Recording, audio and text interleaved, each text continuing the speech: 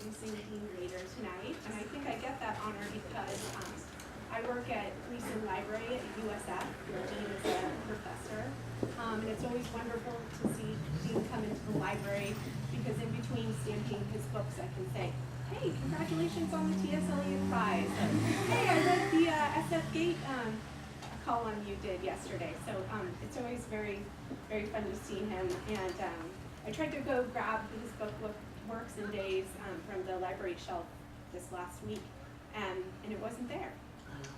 And so I've read that it's a thrill for authors to see their books on the library shelf, but I suppose it's a whole different thing when you realize that your book's not on the shelf, it's being used and read and circulated. So thanks, Dean.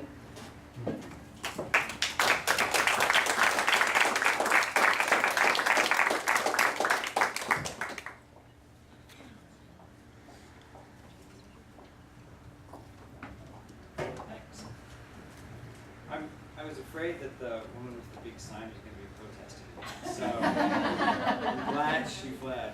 There's nothing wrong with protesting, man. Hey, come on. That's what I'm talking about. You don't please away. We got to step it up here.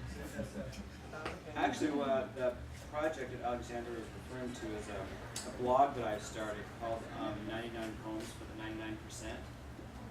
And I'm getting poets from around the country, both famous and not famous. You guys are welcome to contact me. I'm hoping to publish 99 poems for the rest of us. Great. Yeah. Are you going to publish one from the 1%? I think that 1%. That would be great. Maybe they should fund. There you go. The anthology. Print run, $2 million. Yay. Your cost, 1 penny. This is a poem with a lot of blank spaces in it, like a Mad Lib poem. It's called A Genealogy of Unfinished Love Poems. And I'll indicate the blanks by saying blank. Elegy. I don't know what the dead blank about love. If, for instance, they remember it the way the amputee recalls a missing blank, a necessary part of the body found only in a memory of blank, slick in water, hot over flame, delicate on thigh, in a mouth, or if the blank is just sorrow. Comedy. Your eyes are so blank. There is no way they can be glass, though the left one is always a bit off center. I wonder if your body is already on the lookout for the first blank of my ear hair. Your feet are so blank. I don't care that they're wet. You're my duck, my beautiful little duck. You can't imagine the ways I want to make you quack. And then there is your blank. Blank. I really like it. In fact, I wish I could carry it around in my knapsack. I'd blank it the way an archaeologist handles a sacred vase, the way a cop grabs the most dangerous felon. I'd handcuff it to my belt loop. I'd wear it like it was too loaded blank. Haiku. With the blank union, even holy men forget it is God. They blank. Epistolary. Dear blank. I want to blank for lying to you about that home ec teacher. She meant nothing to me. And I need to come clean about the trapeze artist, the pool boy, your blank. What was I thinking? I hope you realize that I have forgiven you for pushing me into the blank of that classic scholar. She's ancient history. That's a little joke, but I'm not joking about how blank I feel. Cousin Sophie, really. My mistake. And about the palm reader, all she did was blank my hand. Honest. But when she traced the creases, the narrow blank on the map of the future world, she made me think. I want to know you the way she knows these lines. I want you to blank me the way she knows how to lie.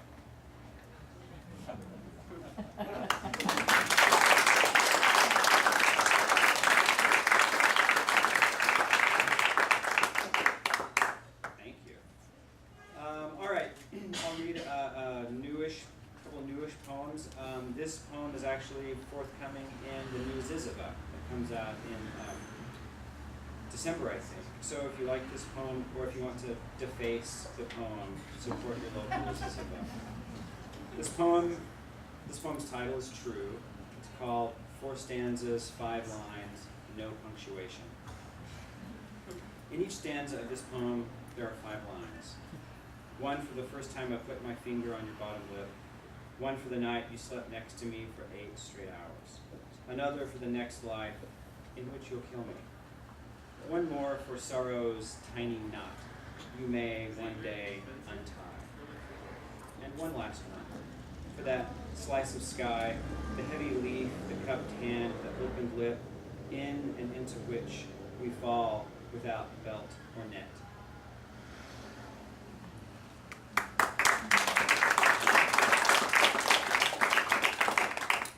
love the applause after every poem. I think I'm just going to read 50 one-line poems. This is also a new poem. American Psalm. Give me the sheriff's star pinned to the mermaid, and that tiny piece of wood in the throat. Give me the saw blade, the plastic cat's eye. Give me the flash drive of your time. I want to save everything. Even the goat horns you strapped to the skull of that little girl. And yes, both of her hands. No, I don't know what that means. It's so hard. I'll take the boneyard and all its yellow flowers. I'll take the piss pot, the necklace of petal fire, and while I'm at it, I'll take the body's wafer. I'll take whatever breaks down beneath its own sad weight, whether it's this life or a bad party. Your tangy pelt, your twitch. You want my sandwich?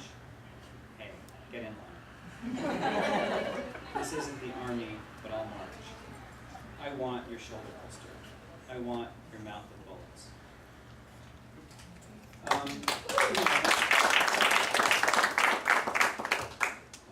One last poem. I want to thank all of you guys for coming out, and especially thank Kim for her phenomenal work for the Poetry Library. She's amazing. She's done all this on her own from the ground up. And I really hope that the Poetry Library happens soon. So, actually we should give Kim a round of applause.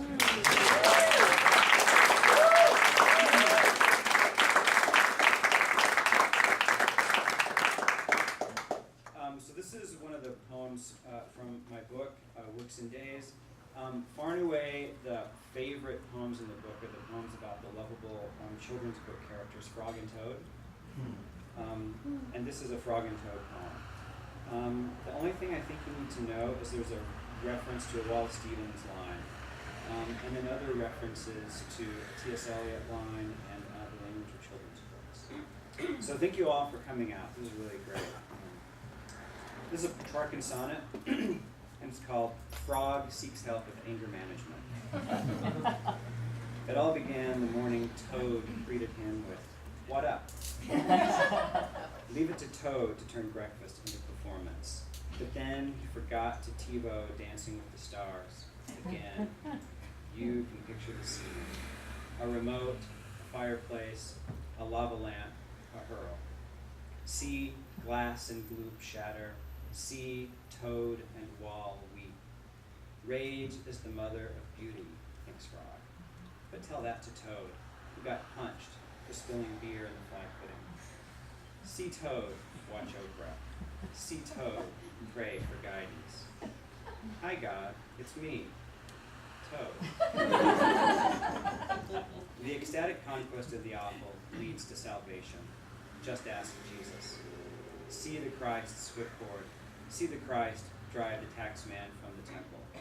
Go ask Jesus about thaw and burn. Better yet, ask Frog about the socket of desire. Ooh-wee, it's dark in there. See Frog want. Rage is the stepson of ruin, the fuck buddy of sorrow. See Toad deal. See the peace that passeth. Tell Toad it's not about survival but resurrection.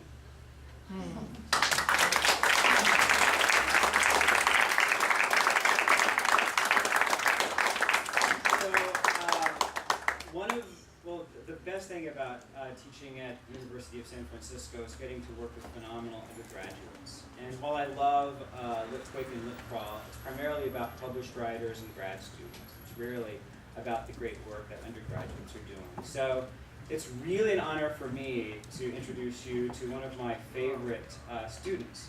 My undergraduate student, Michael Brayton, who graduated from USF in May. He spent the summer working in Yosemite. And he's just back from the wild to share his really great poems with us. So, Michael.